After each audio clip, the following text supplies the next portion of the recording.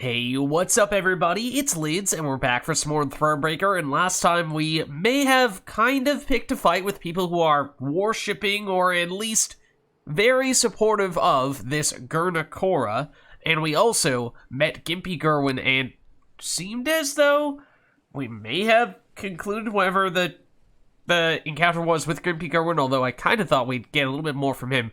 Definitely still more to come from Gurnakora, I would imagine. As for what we have planned for today, we do still have this area where we have that battle we had not had the greatest success with before. We got unlucky on a few occasions. We are on high morale right now for what it's worth, so we could potentially give it a shot for that reason, although we do still have this shrine over here, so we may be able to go on high morale if needed later on. So maybe we just continue progressing here more toward the main quest, and I'm sure we'll find other things along the way there, and see if we can find other ways to improve our deck before we head back, because it does seem as though, yes, if we get lucky / play well, perhaps we can make this happen, but maybe we just bide our time a little bit and make our lives a little bit easier. But I am concerned about what's the potential long-term implications may be from picking a fight with those who are in support of Gurnakora, because it seems as though that may make matters rather complicated in the future. And for Gimpy Gerwin, I mean, I thought he was going to be a bigger character than he was. Maybe we just kind of avoided what would otherwise be a fairly negative encounter. Is this the only way through here? Because that is definitely a bunch of Nilfgaardians. It's actually a puzzle. Okay, I kind of assumed that most of the time when we encounter Nilfgaardians, it is a battle. But yeah, it doesn't look like there's any way. Don't think we're able to go through the water there to this little island, so I think this is our only way through here. So, I guess that means we have no choice but to see what this is all about. Westburley Bridge. The Blacklads quickly realized they were in no position to control all of Ongren. Instead, they focused their energies on strategically important locations: inns, watchtowers, and bridges. They fought with the Lyrian army on one of them, Westburley Bridge. Who were the victors, you ask? Let's not get ahead of ourselves. That is kind of weird, the way in which this is written here. This description is very different from the tone that we tend to see. Destroy all enemy units, use your leader ability. It's a puzzle, special rules, just one round, and custom deck. Okay. Let's see what we have here. Destroy all of the enemies, use our leader ability. Okay. No abilities, 15 power on all these guys, 10 power on those guys, just destroy everyone, use our leader ability, which is what? Boost ally by 4, give him 1 armor, trigger all loyal abilities, cooldown 3. Except we don't... Oh wait, hold on. Order... Damage enemy and all enemies with the same power by 1. Loyal, gain 1 charge. Okay, so it seems like we want to use you to maximize the damage, of course. This will give us more charges. Cooldown 3. I think that means we're only going to get to use this once, since we only have 2 cards in hand, right? Reduce Meve's cool. Oh, except there's that. Except there is that. Damage enemy unit by 4. If it was destroyed, repeat this ability. I think this is our finisher. I'm pretty sure this is basically we need to get everyone on their side of the board to 4 power or less, and then use Ravine Sapper to just repeatedly destroy unit after unit. I think that's our plan here. So we do this first. Okay, and it gives to everyone? Our 1 charge. Everyone gets that ability there. Okay. Damage 1 enemy unit. Yeah, okay, so we do this. Do this again. So then that means we have what? Basically, we just have to line up. I mean, this seems really straightforward. I'm just not sure if this is going to add up to enough damage. Do this. Do this. Do this. Do this. Do this. Now, everyone should get hit.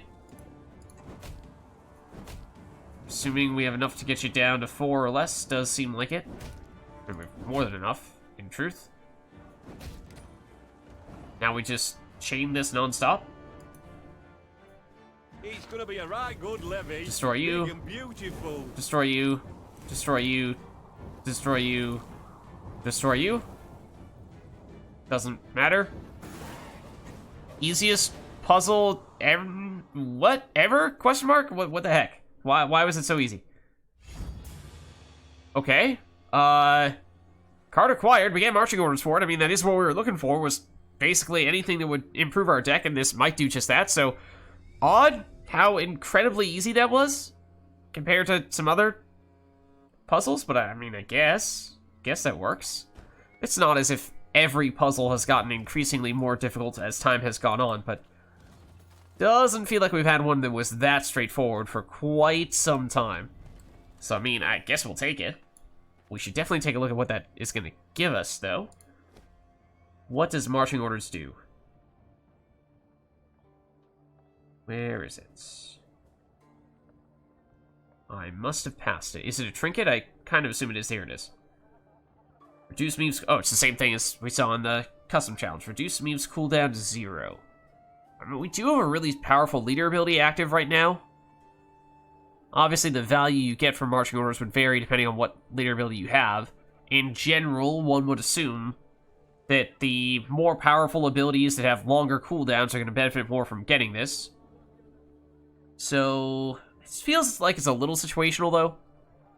Like, in a short match, like a one-round battle, in which it's hard to get our leader ability multiple times, because we just might not have enough time to get it back from cooldown, or we'll probably get it at least once, but then perhaps marching orders would be more useful there.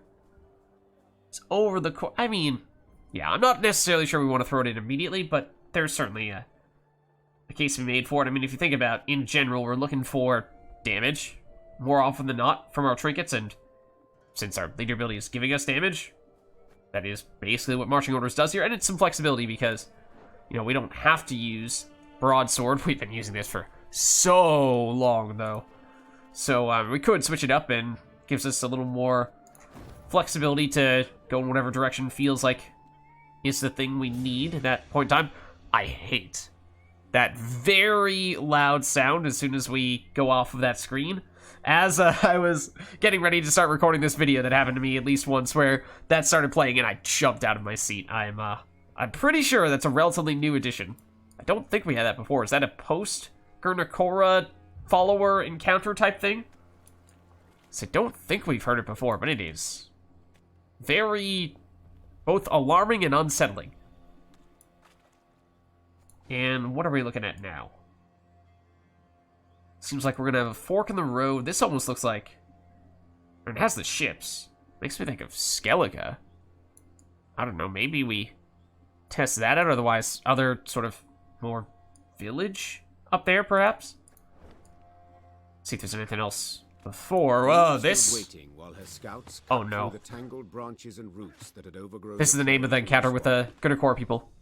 Suddenly, a soldier doubled over and began to retch blood. The same symptoms soon afflicted others in her ranks. A potent poison, was the medic's verdict. It seemed all those who'd fallen ill had shared a tent. One night, they'd chattered about an obelisk they'd destroyed, and the group of incensed peasants who'd cursed them for it. Yep. Fearing for their lives, the footman had gone to a local herbalist. She'd brewed them a potion to ward off black magic.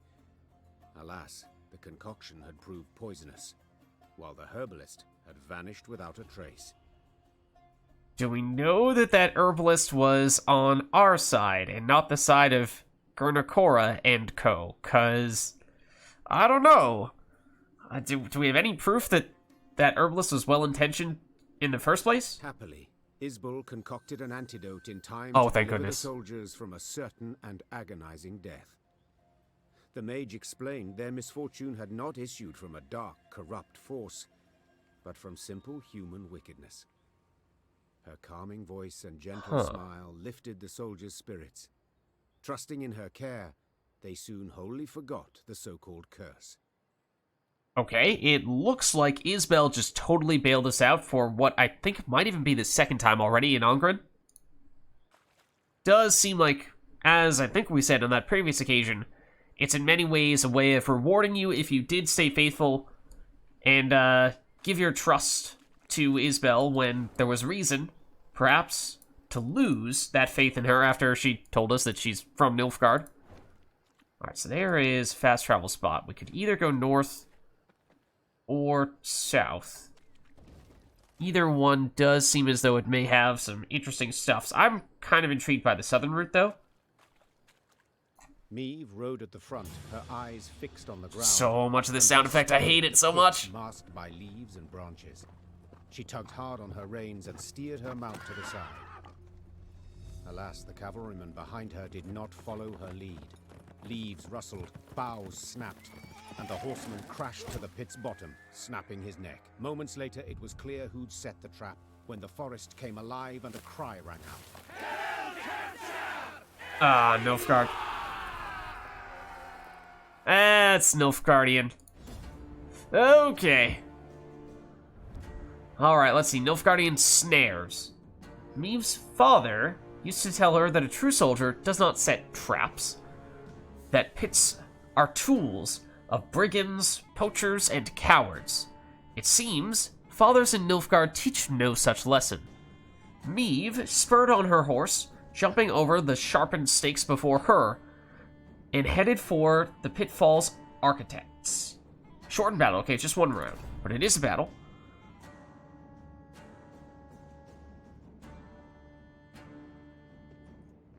Alright, so we just need to outscore them here, but what is the deal? Let's see. After 3 turns, the turn start trigger an ambush. That sounds bad. That sounds like that means something very bad happens to us. Next time an enemy uses its order ability, boost self by 2, gain 2 armor. I think we've seen these guys in the past. Possibly not for quite some time, but once upon a time. Every turn start, damage the highest power enemy unit by 5 if its power is an even number.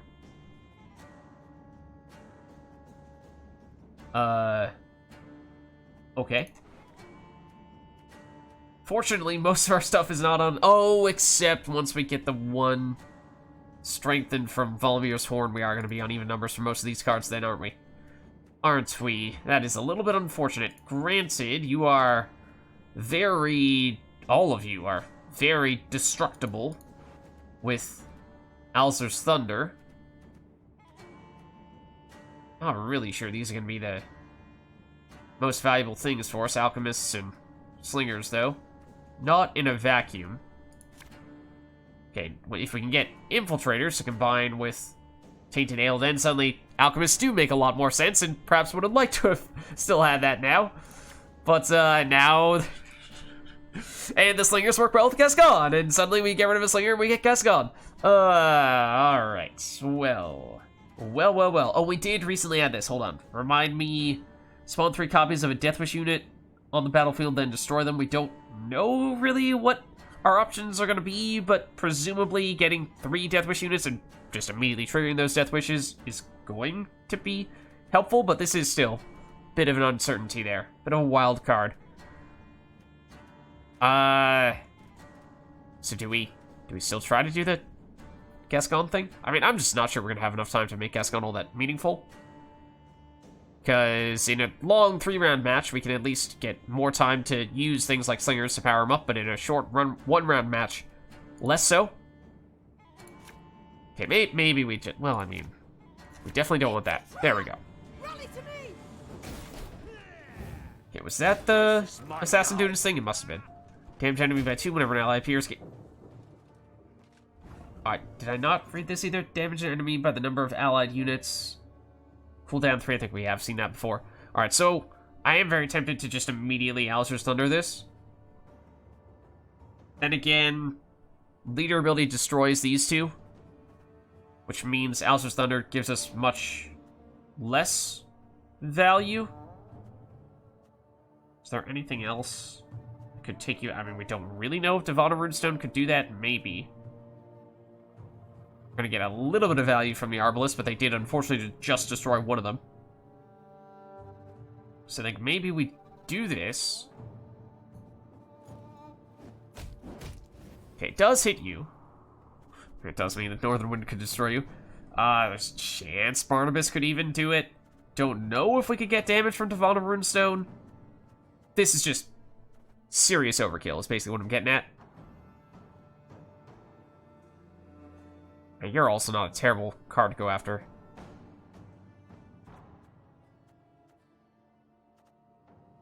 I am curious. Let's go for it. Wait, what? Hold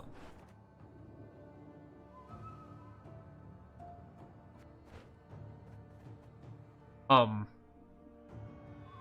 Okay. So, some pretty crucial missing information here. That description certainly led me to believe that we were going to be able to spawn in 3 copies of a Deathwish unit, even if we didn't have any in our starting deck. Wait, what is... What? Where did this come from? What? I've never seen this card before. It's definitely not in our deck. But, my point was... I mean, that's just... I'm pretty sure did precisely nothing for us. So, obviously, that's a ripoff. But, the description should... certainly implies that we are going to get 3...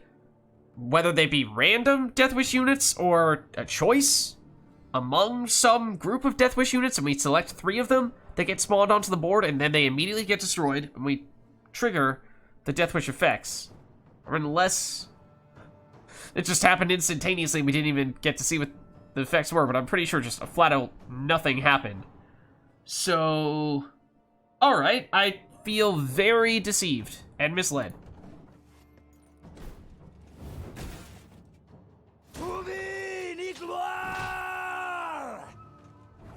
Okay, so now we could hit you with Alistair's Thunder, get the side damage to take out the assassin. That is still an option.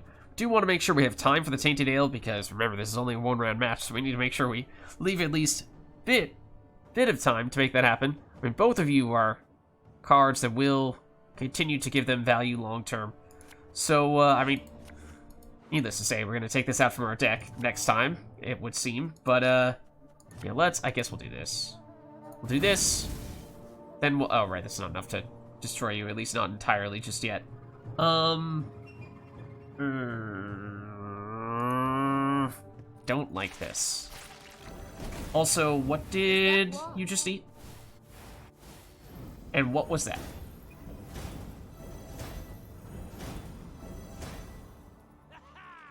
The heck? Wise choice. Where do these disgraced warriors come from? And what do they do? Disgraced brawler. Damage self by 2 and all enemies? 2 enemies by 3. Deathwish strengthen. Wait, is this where the Deathwish stuff came from? From Devon and Runestone? Or is this... I mean, I'm pretty sure this was the name of the encounter, right? Was Disgrace something. So I think this might just be scripted. Arnjolf the Patricide! I recognize that name from multiplayer, Gwent. Okay, hold on. Order. Damage enemy by the total number of enemy units. Cooldown... What? Every turn? That's ridiculous. Damage self by 2... No, self and 2 enemies by 3.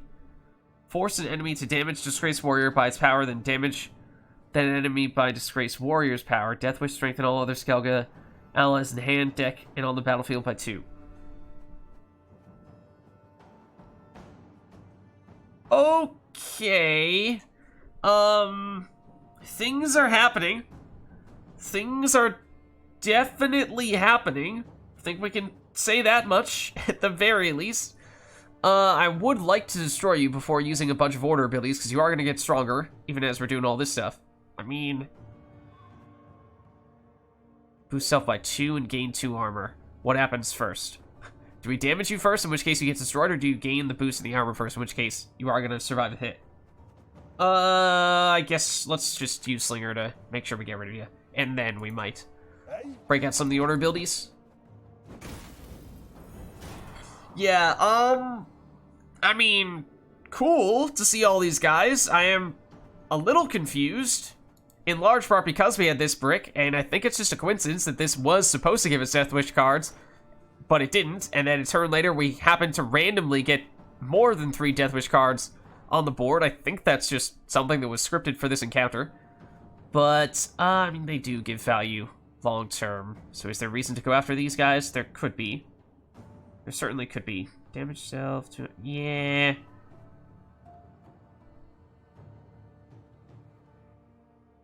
So do we want to trigger this Death Wish? I guess we do. And it does kind of line up perfectly on these guys, so I feel like that's not a coincidence. Also, this does make us stronger. Or that this does, rather, make it so you will actually survive, which means we are triggering the Death Wish, so I don't know. Do we want to do that? It also means we don't need to use Patricide's ability if we just go straight into that. This does not have a cooldown. This does not have a cooldown. I mean, I feel like we're supposed to do it this way. Oh. Right. The order of operations is such that... Okay. This is such a weird... Yeah. This is so weird. No explanation for this, of course. Understandably, they're going after Patricide. Cards that are powerful, yes, but are very different from anything else that we've seen, at least in Thronebreaker. So I'm not really accustomed to... Oh, once again, Best Boy ate the Tainted Ale, which was the card that I was going to build around for Straits Infiltrator, and somebody was theorizing in the comments previously that perhaps it's not a coincidence that Best Boy appears to eat whatever it is in your hand that looks the most food or drink-like, and so it's not a coincidence that he keeps on taking Tainted Ale away from us. Maybe that is something we need to come to expect.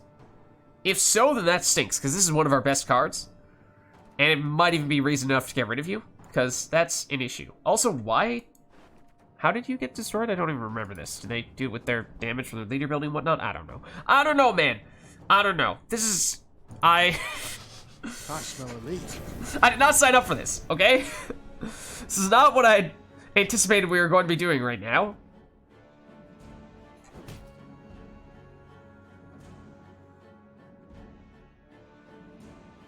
I don't know. Do we want to do this? Should we wait on that? I don't know. Maybe we wait on that. I'd like to destroy that guy, I guess.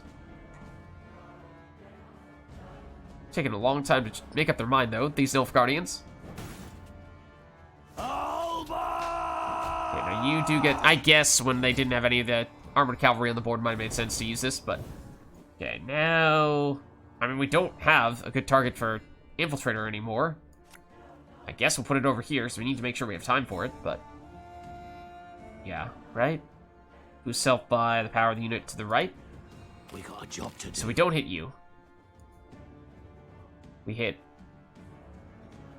you, just to take you out.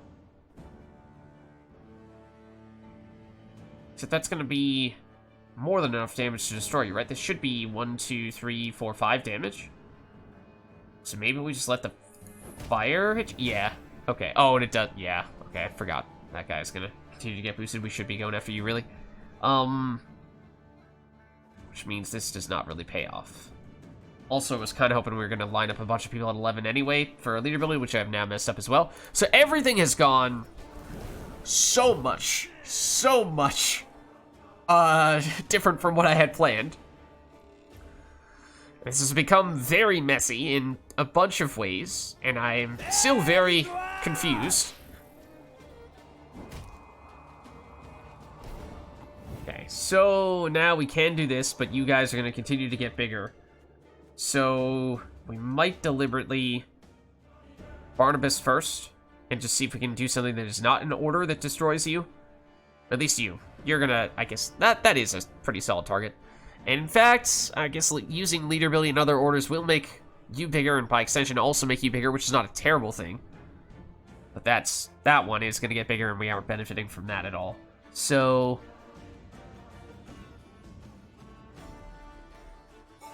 I don't know, I guess we'll still Barnabas. Sorry, turnips back for an encore. Heal allies strengthened by 10. I think we might want to do that on Patricide. Lyria and Horn is not bad when we have a lot of stuff on the board, and problem, though, with that is they have a bunch of armor, so the damage is not great, and we are actually going to damage our own infiltrator. In fact, we might lose more value than we gain, at least on the damage side. We would still boost ourselves, and then probably make it at least a half-decent play, but I would like to keep Patricide alive, because he does seem like he's a very powerful card for us. So I think we do this. Because now he should be much harder for them to get rid of. And now they have 1, 2, 3, 4, 5. I think we still need to target you. It's going to make you bigger. Then, I mean, they're, again, are not really lined up here. Unfortunately, not unless we... So damage by 3.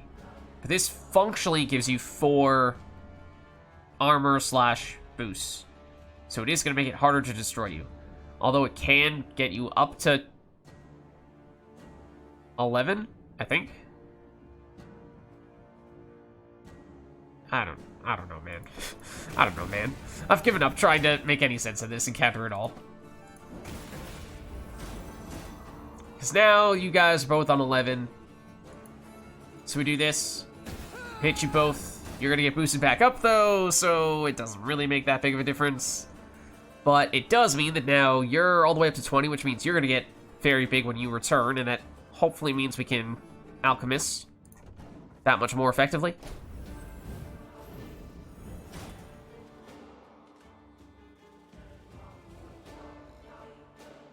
So then we'll go Slinger over here, and then use Alchemist to boost you up to the same level as this guy is, and then we'll finish with Northern Wind.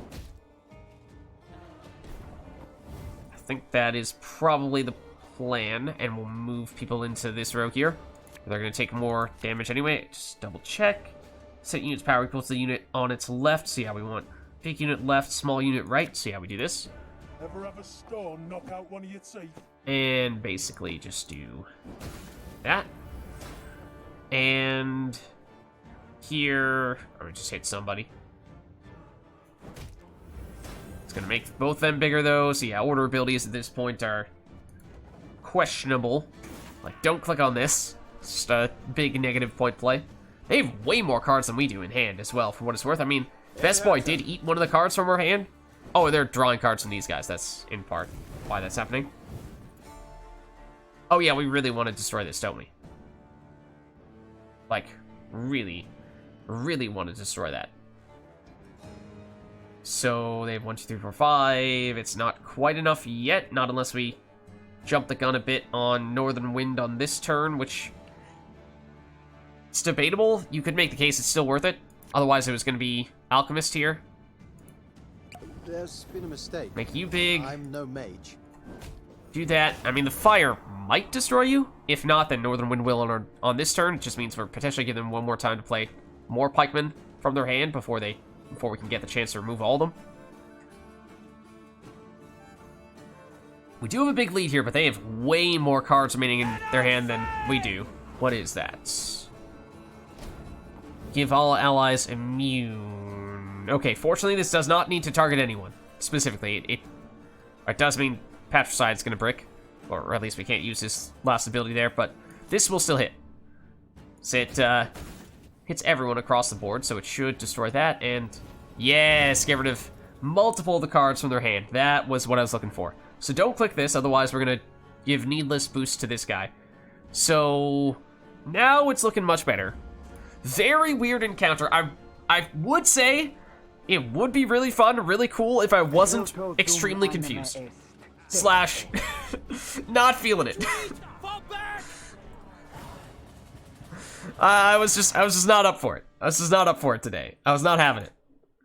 Caught between Lyrian hammer and Skelligan stone, Nilfgaard was shattered. I did suspect Skelligan interference of some variety when I saw the ships. Eyeing each other. These islanders were not like those Meve had met before. They wore no armor and carried no shields. At their fore stood a man as stout as an ox and bald as an ancient ghoul.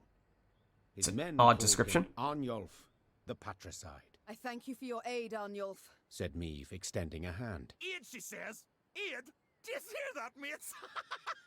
The Skelligers exchanged glances, then erupted in roaring laughter. So I do know Patricide from multiplayer Gwent, but I believe this is his origin story, if you will. He originates from Thronebreaker and doesn't really have a story outside of it, so I don't have much in the way of context for him, other than that he is, a pirate from Skellige? I don't know, he supports the Bloodthirst archetype?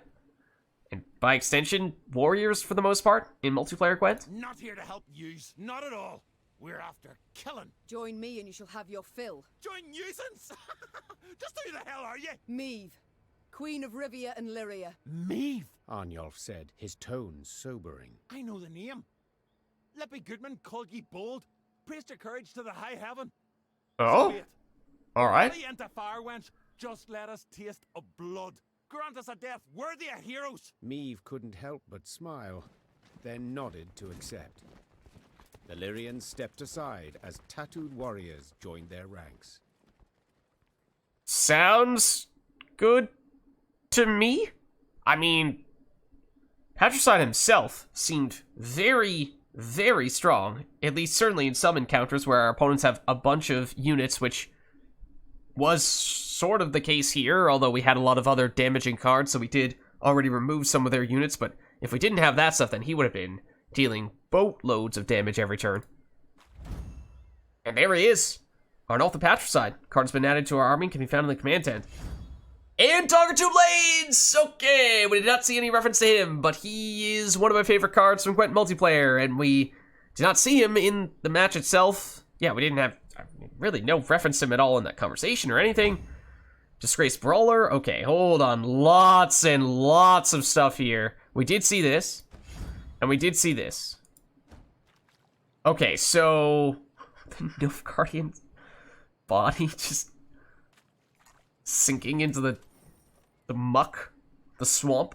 Okay, so this is more or less exactly what we were looking for, though. We were in need of an injection of new powerful cards into our deck, and I think we may have just gotten it. How expensive are they? Yeah, Patricide's an 18. Fortunately, we have been, we may not have been crafting cards, but we have been investing in things that reduce the cost of cards and also increase our recruit cap. So I imagine Patricide was probably originally a 20, and then we probably have something that reduces it by 10, I imagine is the number we currently have, which drops him down to 18. We can afford to add him, though, that means. So damage enemy unit by, total number of enemy units. That sounds good. So that's, he does something totally different in Gwent multiplayer. He's actually a leader ability. He's not even a card that you put in your starting deck, but yeah, he's a cool card there. But I mean, as we've seen in, I think, just about every other case, although there might be some similarities thematically with what cards do between their Gwent multiplayer and Thronebreaker versions, they are almost always still using different abilities. Then, with that in mind, yes, Dagur is one of my favorite cards from Gwent multiplayer with his ability. So let's see, what does he do here? So, deploy, play all Skellige units from your graveyard. Oh man. Oh man. That seems busted. Like, ridiculously strong. Assuming you get the timing right. Because it means you can just play Patricide very early. We put him in the deck, right? Yeah.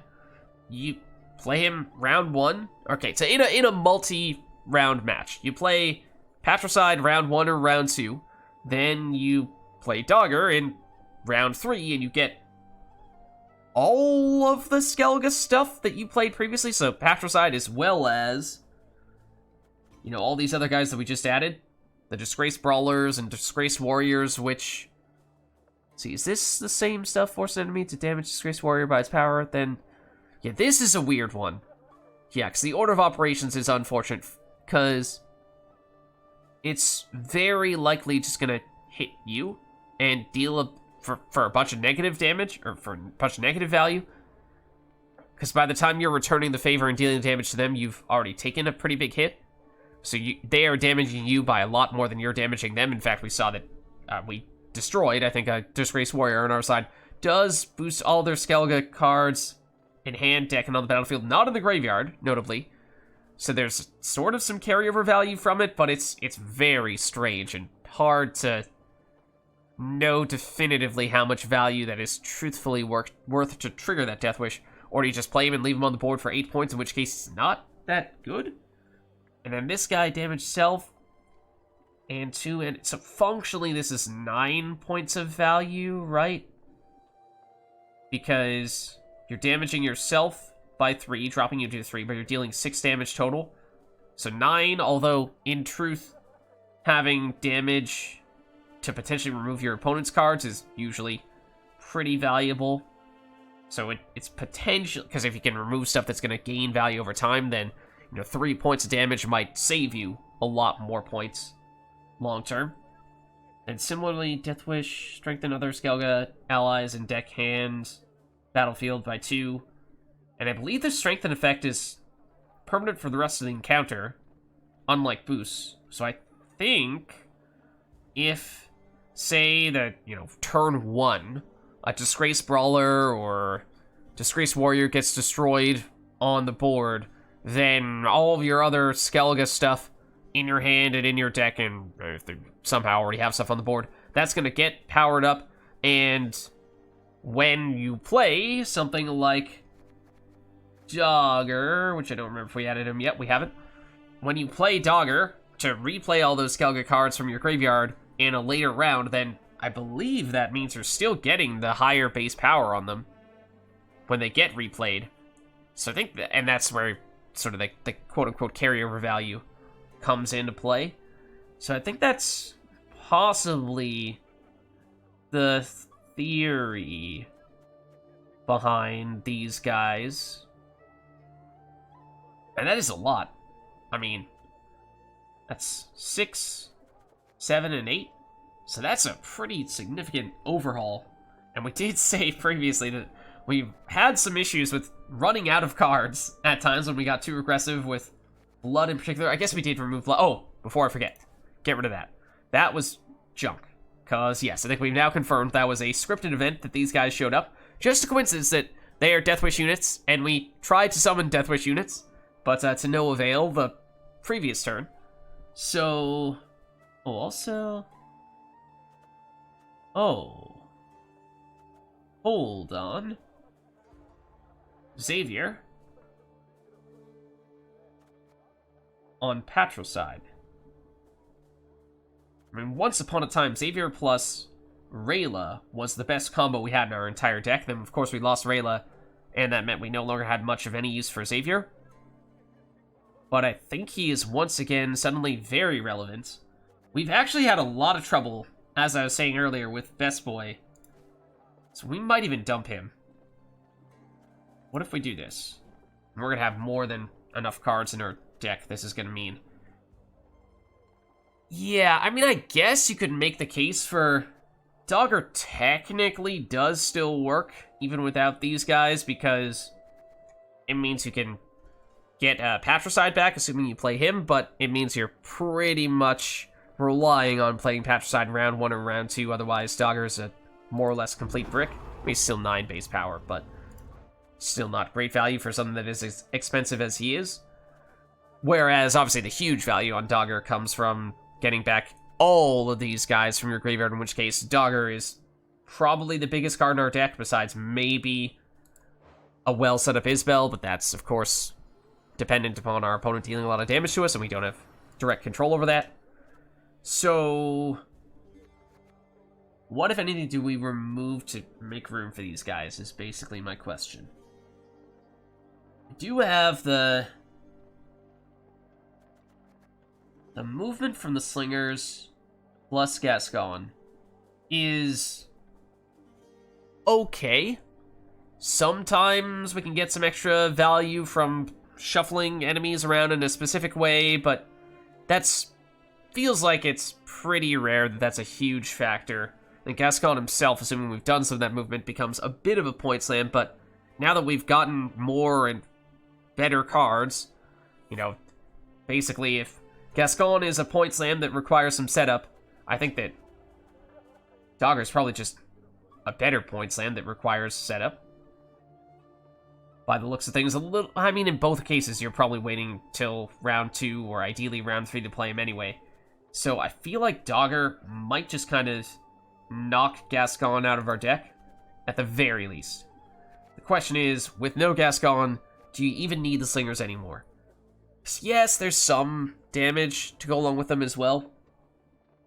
It feels like, especially as of late, we just don't have great turn 1 cards to play, and we end up, more often than not, finding ourselves playing Slingers turn 1 or turn 2, and that actually requires us to hit our own units and get negative value from that deployability. I mean, we have some armor on our starting units, so it's not absolutely terrible, but that does make me feel like perhaps I'm at least intrigued by the prospect of, if we get rid of all of them.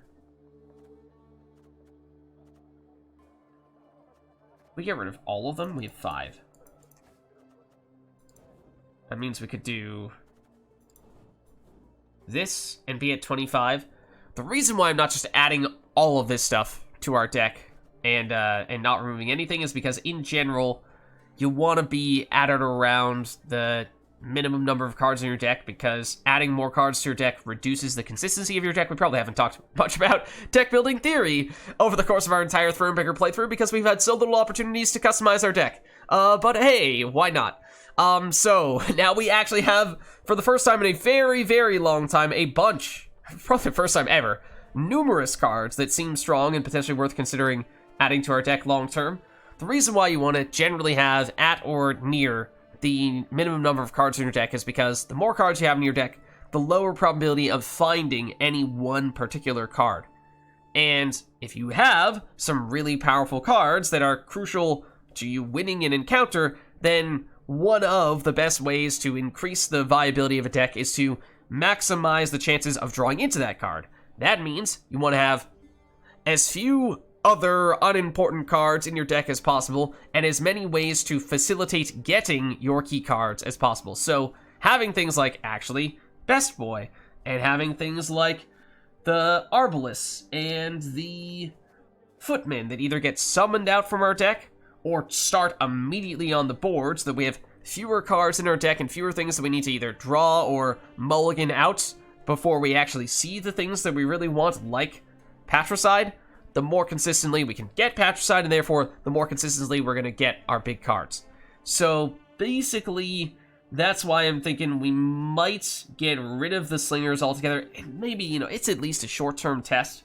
Obviously, it's early to come out with any definitive declarative statements about these Skellige cards, but at least the big guys do seem really strong. I have some hesitation about the bronze units, but understandably they're weaker, and they do certainly synergize well with Dagur. Less so with Patricide. But I mean, we're gonna see, basically, is it worth going for all that stuff? Let's see. And is it worth throwing in this extra guy, or because we're at 25 right now, do we feel comfortable with where we are at the moment? Is there any obvious card we'd like to remove here? I mean, we have so much in the way of recruit cap points, we could basically just have exclusively heroes in our deck, is more or less what we've done. We also, and you might be saying to yourself, well, Lids, include Gascon, he's a gold card. Yeah, but he requires setup with all the movement, which is primarily coming from those Slingers, and the Slingers do kind of seem like they're the lowest hanging fruit. The Alchemists are very boom or bust. If we happen to get Infiltrators combined with the Tainted Ale, then the Alchemists can give us a lot of value. If we don't, then they can be a little bit tough. We've also seen that Barnabas is a bit of a dice roll. And we did just throw Xavier back in when... Does he have any alternatives besides Patricide? If we don't get Patricide, is Xavier a complete brick? Because if so, that's probably still a concern. Yes, he can reset Isbel, but we've already tested this and we found that if you use Isbel's order ability, the value of it resets down to 0. So the only way we're getting extra value from Xavier plus Isbel is if we play Isbel early, use her order ability early, we take more damage, and then use Isbel's order ability again later on by getting it back with Xavier. But, the total value of the damage we're getting for Isbel in that case is not higher by adding Xavier. It's just basically allowing us to divide Isbel's order into 2 or 3 separate instances. So that's still not great, I guess. Technically, the Skellige guys do have orders. Again, I have some reservations about those orders, but yeah, that is another target for Savior. Guess the footmen are going to get removed when we use that order ability, so they're not really going to, work with that anyway. However, that's one other thing, is the footmen have been tricky to get much value from. I mean, we've basically just thrown them on the board. They're 4 points apiece once you get the extra one from our horn. But we've mostly just not even been bothering to use that order ability. It's 4 points on the board apiece, and it also, as I was saying before, thins out our deck a little bit, making us have better consistency to actually draw into the stuff we need. If we want to use the order, that thins even further, which is where you get the real value from them. But that's been a little bit risky, because at times we've lost deploy abilities from cards like Dagur, and we've even gotten infiltrators that then proceed to go to our opponent's side of the board and are worth negative points. So there's definitely some things that don't work super well with the footmen here, but if we just keep playing it safe with them and not really clicking those order abilities, then that's probably what we could continue to do. Although, the reason I bring it up is because these Skellige guys here, it works with the Disgraced Warriors, it works with the Disgraced Brawlers as well. Order ability units, basically, are the ones that you feel totally fine about summoning out, because you still can use those order abilities even after summoning them. I mean, it'll take a turn before you can do it, but it's not like the deploy where you just completely miss it altogether.